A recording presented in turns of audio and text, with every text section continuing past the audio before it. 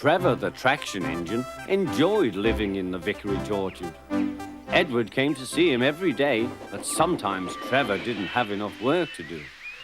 "I do like to keep busy all the time," he sighed one day.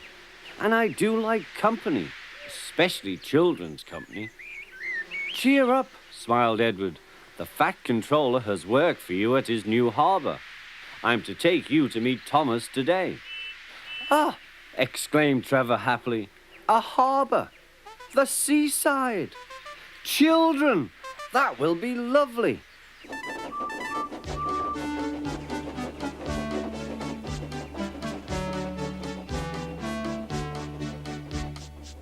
Thomas was on his way to the harbour with a trainload of metal pilings.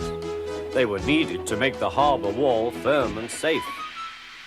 "Hello, Thomas," said Edward. "This is Trevor, a friend of mine. He's a traction engine." Thomas eyed the newcomer doubtfully. "A what engine?" he asked. "A traction engine," explained Trevor. "I run on roads instead of rails. Can you take me to the harbour, please? The Fat Controller has a job for me." "Yes, of course," replied Thomas, but he was still puzzled. Workmen coupled Trevor's truck to Thomas's train, and soon they were ready to start their journey.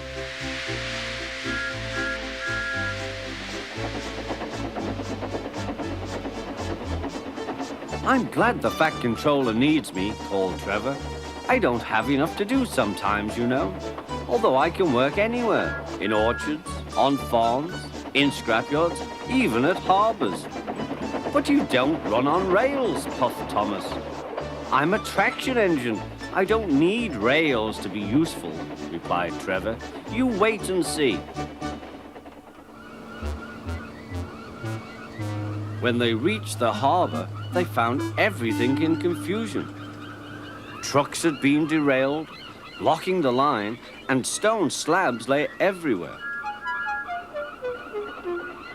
"We must get these pilings past," said Thomas's driver.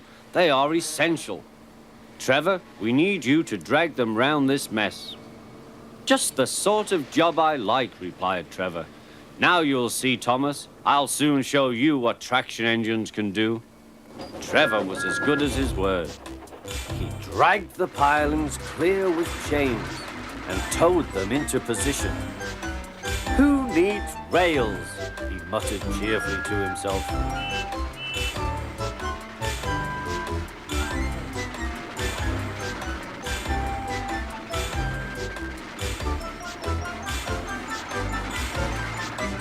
Later, Thomas brought Annie and Clarabelle to visit him. Thomas was most impressed.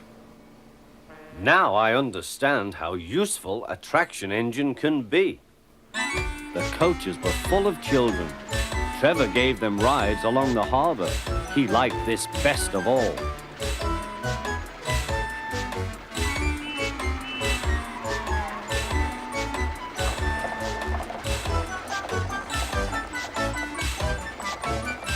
"He's very kind," said Annie. "He reminds me of Thomas," added Clarabelle. Everyone was sorry when it was time for Trevor to go. Thomas pulled him to the junction. A small tear came into Trevor's eye. Thomas pretended not to see.